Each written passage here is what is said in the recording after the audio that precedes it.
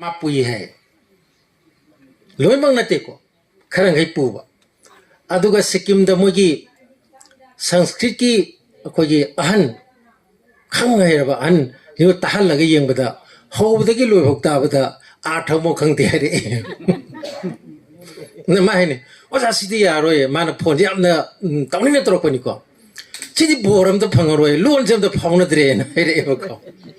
Redi ain khani o yam luba posima koi swaida thinari si yo phataba natraga seng phataba natraga na incomplete oiba yawra ja line khalle dei dei na asmare masi ko gi manipur da koi ni tisung khangdam ni pangda tari ba ado ma su dum pangthi thire ja la ko ju pangda tari ja line khalak ko matam du da ne na sanri college da la ko matam si dei da aingonda yam nuai ja mom phauja base o manipur da su asugumba yamna li da ba sahi lising kya gi adugumba magi wari lejaba pari leihraba adugumba tangaba aduma lon nama maduda da akhoi expert oiba khara maduda khoi career masi semgat pe abagi mayam leibase masigi nuai baduna yana na phodok chaningba